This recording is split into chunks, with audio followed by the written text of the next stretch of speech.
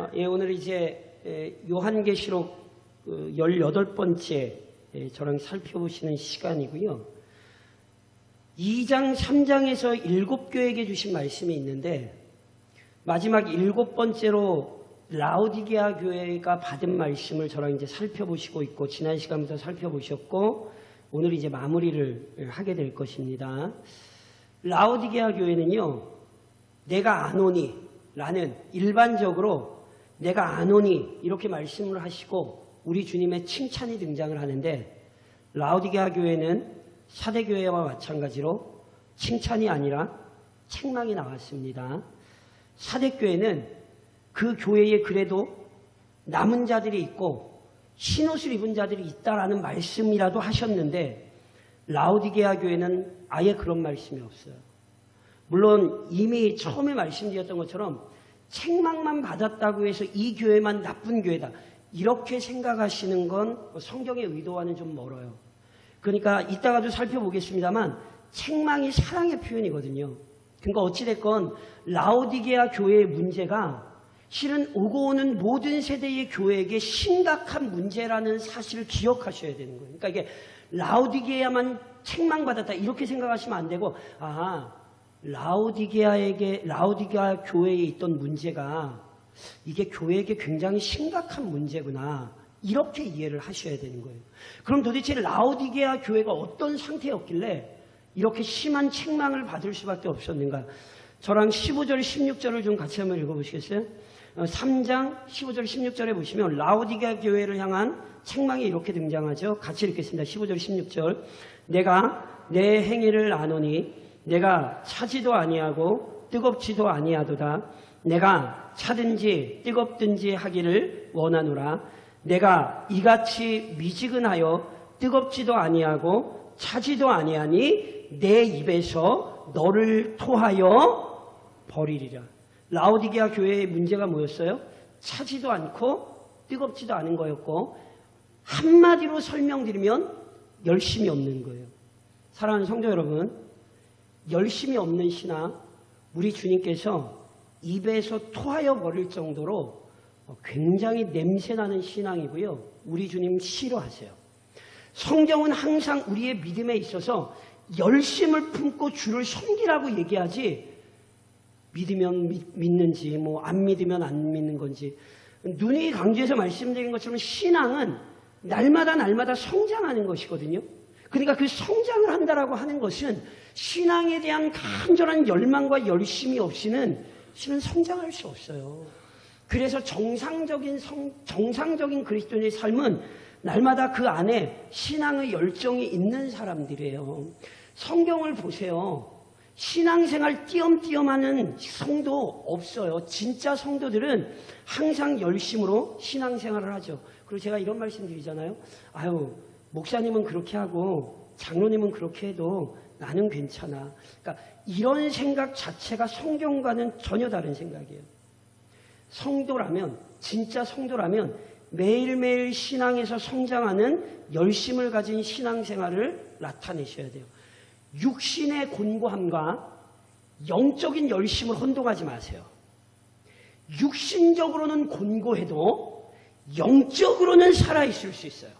바울 선생님이 분명히 뭐라고 가르쳤어요? 우리의 육신은 후패하나 영은 날로 새롭다. 그러니까 육신적인 연약함과 영적인 열심을 혼동하지 마세요. 이건 육신의 연약함과 전혀 상관없어요.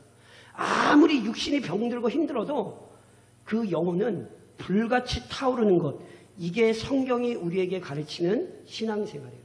그런데 왜 라오디게아 교회가 그러면 이렇게 열심이 없는 신앙이 됐는가? 열심이 없는 상태가 됐는가? 저랑 17절 한번 같이 읽어보시겠어요? 17절에 보니까 그 이유가 이렇게 나와 있어요. 17절입니다. 내가 말하기를 나는 부자라 부요하여 부족한 것이 없다 하나 내 곤고한 것과 가련한 것과 가난한 것과 눈먼 것과 벌거벗은 것을 알지 못하는도다. 자 보세요. 지난주까지 설명드렸듯이 라오디게아라는 도시는요. 엄청나게 부유한 도시예요. 잘 먹고 잘 사는 도시예요. 그러니까 부의 상징이었어요. 라오디게아는. 그래서 그 교인들도 실은 영적으로 부유한 사람들이 많았거든요. 그런데 문제는 경제적인 부유함을 영적인 부유함으로 착각한 거예요.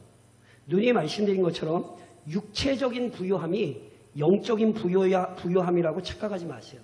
하나님께서 때로 어떤 성도들에게 육체적인 경제적인 부유함을 주시는 것도 복이나 그것 자체가 우리의 영혼이 안전하다는 사실로 착각하시면 안 돼요. 라오디게아 교회가 그랬던 거예요. 자신들의 경제적인 육체적인 부유함을 영적인 부유함으로 착각을 해서 우리는 뭐 이 정도면 괜찮지 않겠어 이렇게 나태하고 게을렀던 거예요. 하지만 주님 보시기엔 곤고하고 가련하고 가난했고 눈멀고 벌거벗었어요. 앞서 살펴보셨던 경제적으로는 진짜 찢어지게 가난했지만 영적으로 부유했던 서문화 교회, 규모는 작았지만 신실한 능력을 나타냈던 빌라델비아 교회와는 전혀 다르죠. 그래서 제가 계속해서 강조해서 말씀드리지만 교회의 신실함은 교회의 크기가 아니에요. 교회가 크다고 좋은 교회가 아니에요. 교회의 규모가 작아도 신실한 교회가 있는 거예요. 마찬가지예요. 겉으로 보기에 대단해 보여도 영적으로는 죽어있는 사람이 있고 겉으로 보기에는 병도 들었고 가정의 경제적인 상황도 어렵고 여러 가지 문제들로 그 삶이 공고해 보이지만 그의 영혼은 마치 서문화 교회처럼 빌라델비아 교회처럼 살아있는 교회들이 있다고요. 그래서 교회는 항상 영적인 상태를 체크해야 돼요. 그래서 주님께서 뭐라고 말씀하셨어요? 내가 너를 권하노니 내게서 지난 시간에 여기까지 했죠. 내게서 주님에게서. 그러니까 보세요. 영적인 모든 문제는 누구에게로 가야 해결되냐 하면 주님에게로 가야 해결되는 거예요. 이런 말씀을 주님께서 주신 이유가 있다고 말씀드렸죠. 라오디게아는 워낙 부자였거든요. 그래서 이 사람들이 서기 60년에 큰 지진이 나서 도시가 완전히 무너졌을 때 다른 도시들은 경제적으로 회복하는 게 이게 경제가 부족하니까 너무 힘들었어요. 그래서 로마의 도움을 다 받았거든요. 근데 이 도시는 워낙 돈이 많다 보니까 로마의 경제적인 지원을 거절했어요. 그리고는 자신들 스스로 일어났어요. 영적인 문제도 이렇게 착각하고 있는 거예요. 자기 스스로 할 수 있다 생각하는 거예요. 자, 저를 좀 따라 하시겠어요? 영적인 강함은 우는 것이다. 이게 무슨 말씀인지 아세요? 영적인 강함은 우는 거예요. 우리 주님이 말씀하신 거예요. 애통하는 자는 복이 있는 거예요. 심령이 가난하다는 건 자기에게 능력이 없음을 고백하는 거예요. 그래서 보세요. 이번 한 주간도 진짜 성도다운 성도는요. 하나님 앞에 엎드릴 줄 알고요. 그리스도께 구할 줄 아는 거예요. 내 연약함과 내 곤고함을 주님께 맡기며 살아갈 줄 아는 사람. 이게 진짜 영적으로 강한 성도예요. 하나님 앞에서 울며 그분의 은혜를 구하는 지혜가 라오디게아 교회에 필요했고요.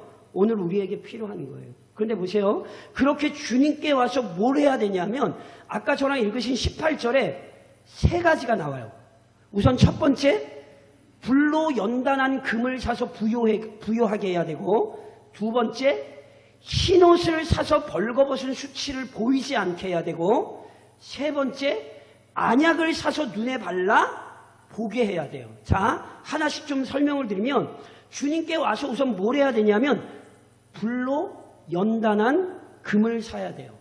성경에서요, 불로 연단한 금 또는 금을 정련한다라는 개념은 때로 어떤 의미로 사용되냐면 하나님께서 우리의 죄를 다스리셔서 우리를 정결하게 하는 작업을 연단한다 또는 금을 단련한다 이런 표현으로 성경이 사용하는 경우가 종종 있어요.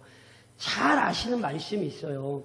욥이 고난받을 때에 뭐라고 고백하냐면 나의 가는 길을 그가 아시나니 오직 그가 아시나니 그가 나를 뭐 하신 후에는 단련하신 후에는 그 얘기예요. 그러니까 여기 지금 불로 연단한 금이라는 건 결국 라오디게아 교회가 교만한 마음 나태한 태도 버리고 주님 앞에 철저히 진실하고 겸손하게 회개하고 엎드려라 이런 얘기예요.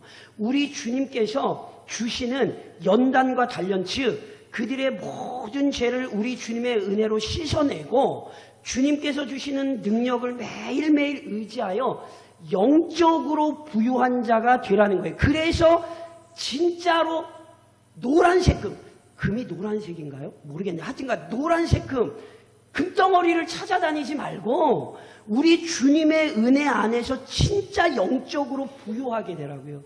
바라기는 이번 한 주간도 우리 주님의 은혜 때문에 영적으로 부유한 성도들이 좀 되시기를 우리 주님 있는 곳 권면드립니다.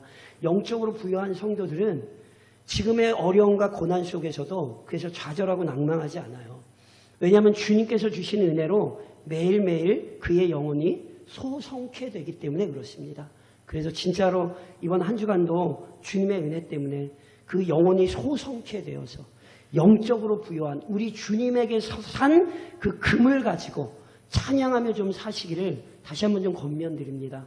동시에 흰옷을 사서 벌거벗은 수치를 보이지 않게 해야 돼요. 그러니까 이 얘기는 영적으로 보면 라오디게아 교회가 지금 벌거벗었다는 뜻이에요. 자, 지난주에 제가 어떤 설명을 드렸냐면 라오디게아에 유명한 게 몇 가지 있는데 그 중에 하나가 흑색 양모예요. 그래서 흑색 양털 때문에 아주 좋은 옷, 요즘 말로 얘기하면 명품 옷이 팔리던 게 라오디게아예요. 그러니까 아마 이 라오디게아 교회 성도들도 육신적인 옷으로 따지자면 아마 진짜 다 명품으로 머리부터 발끝까지 치장하고 다녔을걸요. 그런데 겉으로는 명품을 입었지만 우리 주님은 영적으로는 벌거벗었다 말씀하시는 거예요. 자, 벌거벗었다는 뜻은 창세기 3장에 보면 잘 나와요. 아담과 하와가 죄를 짓고 났을 때 뭘 깨닫냐 하면 자신들의 벌거벗은 몸을 깨달아 하고 수치스러워하여 자신들의 몸을 가리려 하잖아요. 그러니까 성경에서 여기 벌거벗었다는 뜻은요, 이게 우리의 추악한 죄를 나타내는 상징이에요. 그러니까 라오디게아 교회가 교만하고 나태하여 자신들의 죄가 자신들을 감싸고 있는데 자신들이 얼마나 끔찍한 죄인인지를 벌거벗었다는 사실 자체를 지금 모르고 있다는 뜻이에요. 게다가 선지서로 넘어가면 벌거벗었다는 표현이 뭐와 직결되냐면 우상숭배와 직결돼요. 그래서 보세요. 제가 지난주에 이런 말씀 드렸어요. 당시 성도로서 돈을 버는 게 이게 정말 쉽지 않아요. 왜요? 길드, 조합에 참여해서 우상숭배를 해야 돈을 벌 수 있는 구조였거든요. 그러니까 그래서 제가 지난 시간에 말씀드렸잖아요. 라오디게아의 부유함이 실은 어디서 나온 거냐면 마치 이세벨을 따르던가 아니면은 두아디라 교회 주신 말씀처럼 이세벨을 따르든가 아니면 니골라당의 교훈을 따라 이 사람들이 뭐 한 거냐면 우상숭배를 우습게 여기고 우상숭배에 동참하면서 실은 돈을 번 거예요. 그러니까 이 돈 자체가 하나님께서 부정하게 여기시는 돈이었어요. 그런데 그 부정한 삶, 즉 우상 숭배에 물든 삶을 살면서도 그것이 자신들이 우상을 숭배하고 죄에 물들었다는 사실을 몰랐다니까요. 그러니까 그 벌거벗은 수치를 가리라고요. 뭘로 가리래요? 흰옷으로 가리래요. 자, 계시록에서 흰옷은 두 가지 의미로 이해할 수 있어요. 첫 번째, 흰옷은 우리 주님의 영광, 우리 주님의 의로움을 상징해요. 그래서 보세요. 흰옷을 사서 입으라는 것은 우리의 죄는 뭘로만 해결돼요? 예수님의 의로움으로만 해결돼요. 예수님의 의로움을 의지하는 자가 의인이라 칭함을 받는 것이지 다른 걸로 절대 우리에게 우리 죄 사함의 은혜가 임하지 않아요. 오전에도 제가 저랑 설교하면서 말씀드렸던 것처럼 아무리 이방인이라도 아무리 넷이라도 예수의 이름을 믿으면 그는 하나님의 의로운 자녀가 되는 거예요. 그러나 예수의 이름을 의지하지 않으면 예수의 의로움을 의지하지 않으면 그는 추악한 죄인일 뿐이에요. 그러니까 흰옷을 사서 입으라는 것은 철저히 우리 주님의 의로움을 의지하는 자들이 되라는 거예요. 동시에 나중에 이제 살펴보겠습니다만 계시록에서 흰옷이란 성도들의 정결한 행실을 의미해요. 상징해요.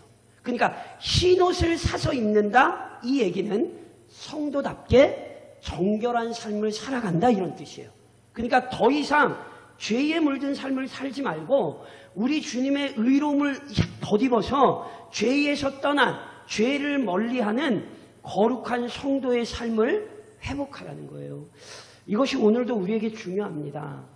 이번 한 주간도 우리가 세상 속에 발을 담그고 살지만 절대로 죄의 마음을 내어주시거나 죄에 물들어 사시면 안 돼요. 우리는 그 죄에서 건진받은 사람들이잖아요.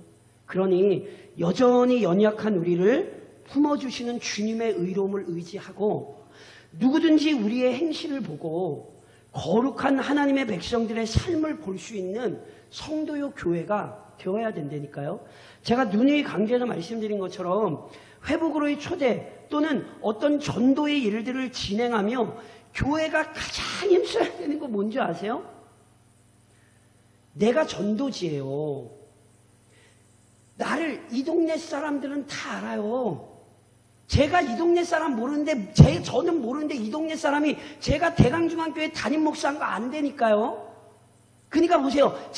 저는 그분을 모르는데 그분은 저를 대강중앙교회 담임 목사로 분명히 알고 있는데 제가 이렇게 밖에 나가다가 예를 들면 이렇게 길거리 다니다가 막 담배를 푹푹 피고 돌아다니고 막 술 취해가지고 이러고 교회 망신 아니겠어요?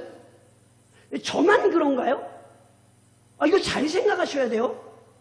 저보다 이 동네 오래 사셨잖아요. 동네 사람들이 다 알아요.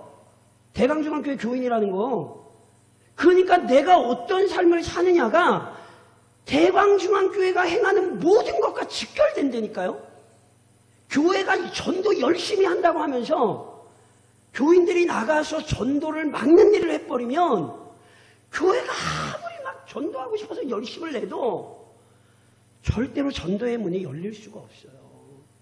그래서 우리는 흰옷을 사서 입어야 돼요. 그리스도의 의로움을 의지하여 정결한 성도의 삶을 회복하셔야 돼요. 이게 지금 라오디게아 교회에게 하시는 말씀이에요. 세 번째, 안약을 사서 눈에 발라 보게 해야 돼요. 자, 이 얘기는 라오디게아 교회가 영적으로 지금 눈이 멀었다는 뜻이에요. 근데 제가 지난주에 분명히 어떤 설명을 드렸냐면 라오디게아에 유명한 게 또 하나 있는데 그게 뭐냐면 소위 부르기아 약이라고 불리는 안약이에요. 이 안약을 팔아서 이 동네가 엄청나게 돈방석에 앉았어요. 그러니까 보세요. 육신적인 눈에는 좋은 약을 가진 도시인데 육신적인 눈은 깨끗할지 모르지만 영적인 눈은 어둡다니까요. 그리고 영적인 눈이란 제가 다시 말씀드린 다른 거 아니에요. 분별력이에요. 말씀을 깨달아 알고요. 무엇이 악한 것인지 무엇이 선한 것인지 분별하는 사람들이 되는 거예요. 세상의 가치를 따라가는 게 아니라 세상 사람들이 막 이런저런 얘기할 때 아유 나는 예수 믿는 사람이라서 나는 그런 거 안 좋아한다고 나는 예수 믿는 사람이기 때문에 나는 그렇게 안 산다고 이렇게 분별력 있게 얘기해 주시고 권면하실 수 있어야 된다니까요. 영적인 분별력이 없으면 그게 소위 영적인 장애인 거예요. 눈을 떠서 하늘을 보실 수 있어야 되고요. 우리 주님이 기뻐하시는 일들을 보실 수 있어야 돼요. 제가 오전에도 이런 말씀 드렸잖아요. 이 땅에 일어나는 재앙을 보며 그리스도인들은 그리스도의 재림을 다시 떠올려야 돼요. 성경대로 이루어지는 거예요. 우리가 보기에 당황스럽지만 성경은 이미 예고했던 일들이에요. 게다가 우리의 인생이 언제 주님의 부르심을 받을지 모르는 게 우리의 인생인데 마치 내 인생은 이 땅에서 영원히 사는 것처럼 얼마나 영적으로 무지한 사람입니까? 그래서 보세요. 이번 한 주간도 말씀에 분별하여 영적인 눈이 떠있는 사람들이 되셔야 돼요. 영적으로 깨있는 성도들이 되라. 오늘 이게 이 말씀이에요. 그리고 특별히 주님께서 이 말씀을 하시면서 저랑 19절을 한번 같이 읽으시겠어요? 19절? 예, 같이 읽겠습니다. 19절. 무릇 내가 사랑하는 자를 책망하여 징계하노니 그러므로 내가 열심을 내라 회개하라. 아멘이세요? 주님께서 누구니까 책망하시는 거예요? 사랑하는 자니까 책망하는 거예요. 이 말씀을 잘 기억하셔야 돼요. 그래서 제가 앞서 말씀드렸잖아요. 라오디게아 교회에 책망만 있다고 해서 이 교회는 이상한 교회인가 봐 이렇게 생각하시면 안 돼요. 우리 주님께서 책망만 하신다는 것은 뒤집어서 얘기하면 그만큼 이 교회가 감당해야 할 일이 많다는 뜻이에요. 제가 예전에 이런 말씀 드렸던 거 기억하시는지 모르겠어요. 성경을 보면 신약 성경을 보면 문제 많기로 소문난 대표적인 교회가 고린도 교회예요. 고린도 교회 문제 많아도 아이고 웬만한 교회들 진짜 고린도 교회 못 따라가요. 진짜로 갖가지 문제 그 교회 다 있었어요. 그런데 적어도 그 교회에 성경을 통해서 확인된 것만으로 바울 선생님이 적어도 4번의 편지는 보내요. 그게 무슨 뜻인 줄 아세요? 문제가 많다고 버려야 되나요? 아니에요. 하나님께서 사용하실 일이 크기 때문에 그 문제를 바로잡으려고 놀랍게도 여러 교회들이 있는 중에도 고린도 교회는 적어도 바울 선생님이 4번 이상의 편지를 써내는 거예요. 라오디게아 교회를 나쁜 교회 이렇게 생각하시면 안 되고요. 주님께서 이 교회를 통해 하실 일이 많기 때문에 책망이 엄한 거예요. 그래서 주님이 정신을 바짝 차리라고 지금 책망하시는 거예요. 그러면서 뭐라고 말씀하세요? 내가 열심을 내라 회개하라. 앞서 말씀드렸잖아요. 차지도 않고 더웁지도 않다는 건 열심이 없다는 뜻이거든요. 성도 여러분, 열심히 있는 교회가 되셔야 돼요. 목사가 설교할 때 열심히 있어야 돼요. 성도들이 기도할 때 열심히 있어야 돼요. 여전도회든지 남전도회든지 무슨 사역들을 하실 때, 교회에 헌신하실 때 열심히 있으셔야 된다니까요. 왜냐하면 이것을 우리 주님이 보고 계세요. 그리고 조금 이따 말씀드리겠습니다. 이게 주님의 마음이라니까요. 주님은 우리를 띄엄띄엄 대하지 않으세요. 주님은 본문에서 분명히 뭐라고 말씀하세요? 내가 사랑하는 자를 책망하여 징계하노니. 누가 지금 열심을 가지고 계신 거예요? 주님이 열심을 가지고 계신 거예요. 이걸 놓치시면 안 돼요. 열심 있는 주님이 열심 있는 성도가 되기를 원하고 계신 거예요. 그러면서 저랑 20절 한번 같이 읽으시겠어요? 20절에 이런 말씀이 있죠. 같이 읽겠습니다. 20절. 볼지어다 내가 문 밖에 서서 두드리노니 누구든지 내 음성을 듣고 문을 열면 내가 그에게로 들어가 그와 더불어 먹고 그는 나와 더불어 먹으리라. 아멘이시죠? 이제 보통 이 말씀을 예수님 안 믿는 사람들에게 이렇게 이 말씀을 예수님께서 지금 예수님 믿으라고 하신다. 이렇게 하는데 이거는 그 요한계시록을 한 번도 제대로 안 읽어보셔서 그래요. 이건 그런 의미의 말씀이 아니에요. 저랑 지금 보시잖아요. 지금 볼지어다 내가 문 밖에 서서 두드리노니 이게 누구에게 주신 말씀이에요? 불신자에게 주신 말씀이 아니에요. 이게 지금 교회에게 주신 말씀이에요. 그럼 어떤 교회? 열심을 잃어버린 교회. 그러니까 보세요.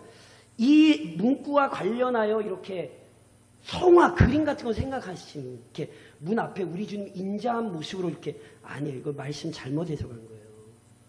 볼지어다 내가 문 밖에 서서 두드리네. 온유하게 말씀하시는 거 아니에요. 지금 굉장히 강하게 말씀하시는 거예요. 이렇게 똑똑똑 아니에요. 꽝꽝꽝이지. 이 말씀은 그런 의미예요. 그러니까 잘 기억하셔야 돼요.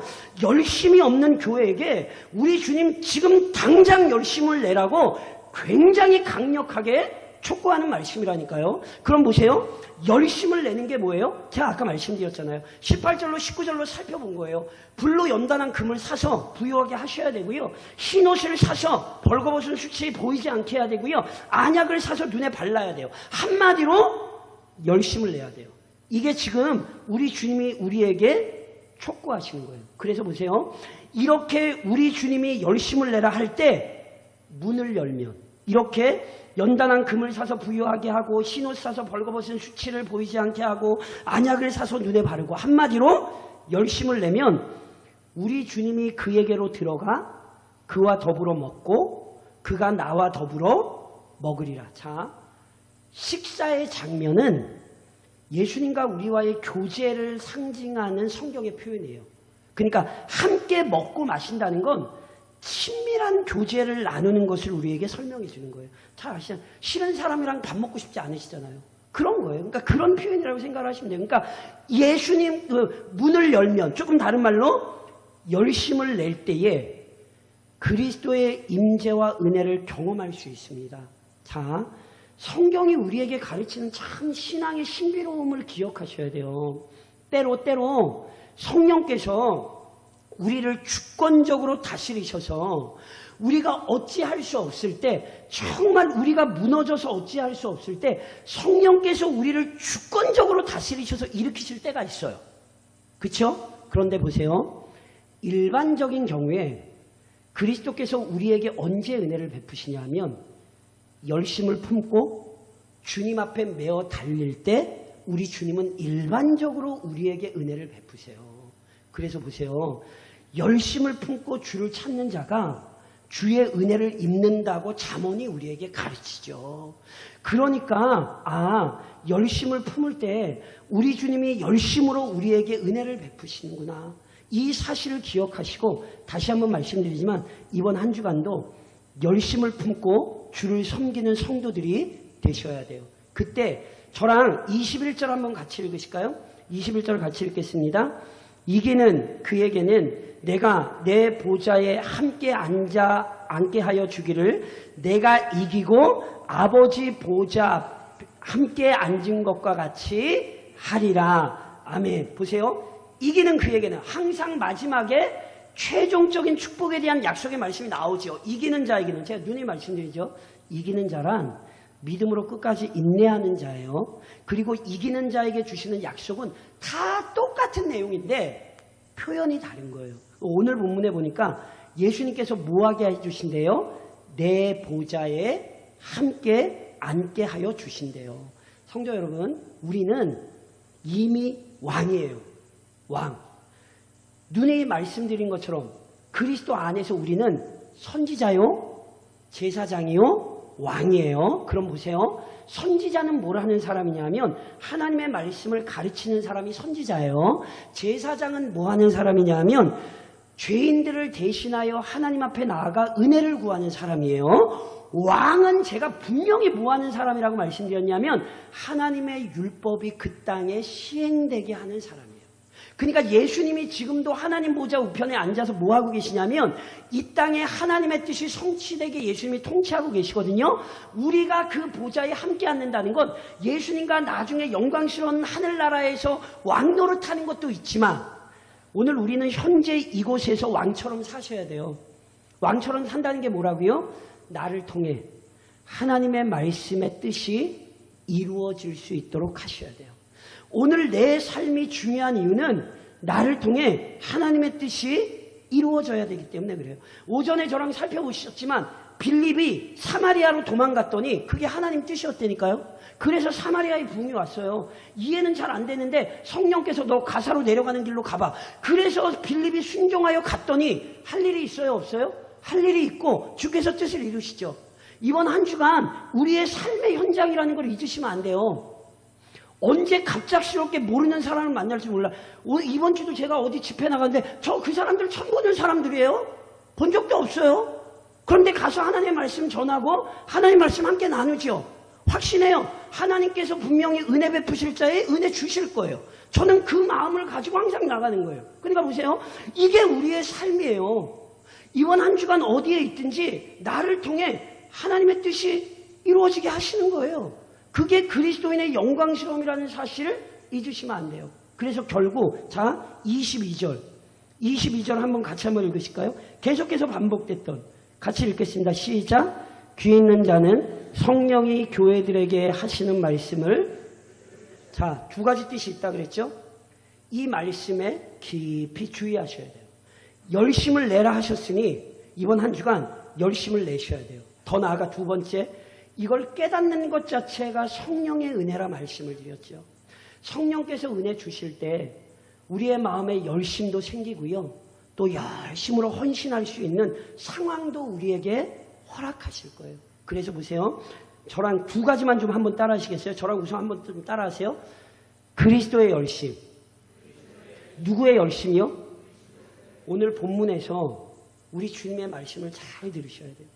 내가 사랑하는 자를 징계하고 책망한다 그러셨어요. 우리 주님은 우리를 포기하고 버리시는 분이 아니라 연약할수록 더 붙들고 씨름하시는 분이라고요. 그래서 우선 예수님의 열심을 좀 마음에 깊이 되새기셔야 돼요. 잊지 마세요. 지금 내 인생은 예수님이 열심을 내신 인생이에요. 예수님이 목숨을 내어주기까지 열심을 내셨기 때문에 오늘 내가 그리스도인으로 살고 있다는 사실을 절대로 잊으시면 안 돼요. 예수님은 지금도 나를 열심을 품고 사랑하고 계시는 거예요. 하나님 보좌 우편에서 우리 주님께서 나를 위하여 우리를 위하여 기도하고 계시다니까요. 그 주님의 열심 때문에 오늘 우리가 은혜 가운데 사는 거예요.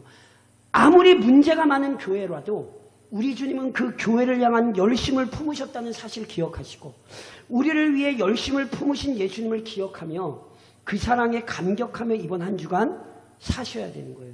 동시에 다시 한번 따라하세요. 내 열심. 누구의 열심이요?